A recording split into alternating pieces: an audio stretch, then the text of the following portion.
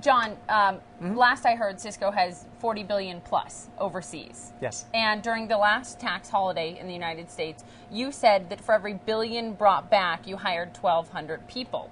So I'm wondering, you've also said you want to bring back the $40 billion if tax policy changes in this country. What will it take for you to bring all that money back to the U.S. or even half of it? Well, Poppy, we have $1.4 trillion overseas. Every other developed country in the world brings back their overseas profits, which they've already paid tax on, at 0 to 2%. We want to pay 35% to bring it back. No company's going to do that. It's not the right thing to do. However, I want to invest in America. Let me send that message very directly. I'd like to bring back all $43 billion back and invest in America. In jobs, in acquisitions, in shareholder return, etc. Now, the challenge is, when I meet with the Prime Minister of Canada, like I just did, he says, what can we do to get you to invest in Canada? To get you to bring the money there. And that's what I'm doing. I'm buying companies in Canada. I put new R&D into Canada. When I meet with the Prime Minister of the UK, Cameron, same discussion. What do we need to do? So our country has to get ahead of this, and business and government must get its act together about getting corporations to invest in America and having the predictability, if you invest in America, that you can get a good return for the shareholder. Speak directly to Washington here, to the Obama administration, to Congress. Yeah. Is there a number, a jobs number that you can give that Cisco would commit to creating jobs in the United States, were you to bring back, say, that $43 billion? Because that's the big question. How much goes back to shareholders? How much goes out in dividends? How much goes into job creation? Is there any solid number you can give? Well, if you look at what we've historically done, wherever we acquire companies, that's where our growth occurs.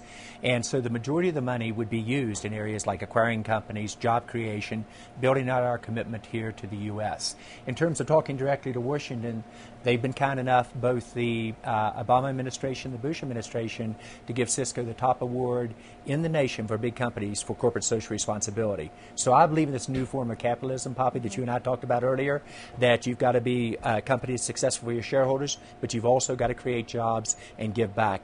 That's something I am deeply committed to, and I think it's something that all American corporations have to do a better job on. Acquiring companies could result in job creation. It could also result in cutting jobs. But, John, is there any sort of read we could get on what, let's say, per $1 billion you could bring back to this country at a lower corporate tax rate? Let's take 20%, for example. What would it mean in terms of job creation? Is there any way to pinpoint that?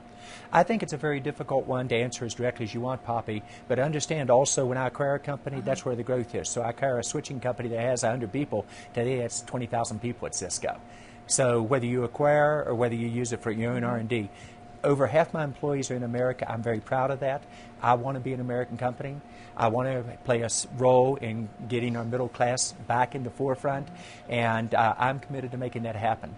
But we have to be competitive on a global basis. So our government is the only one in the world that doesn't do this. The fact that we aren't using this money now is a mistake. Second issue, prior presidents have been very direct. They said, John, the cheapest form of stimulus is what?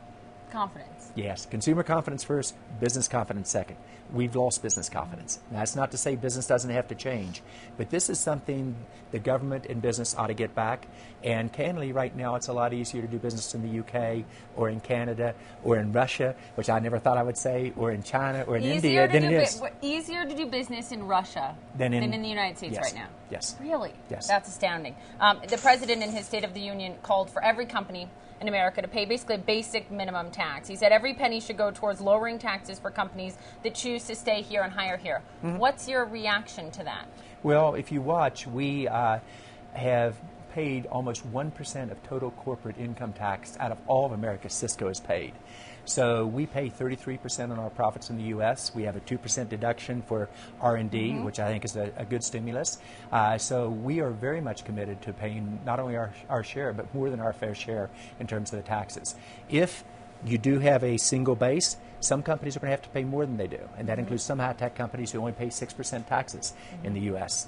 Our approach is 33%. We're committed to carrying our fair share, if you will, of corporate social responsibility and tax responsibility to our country.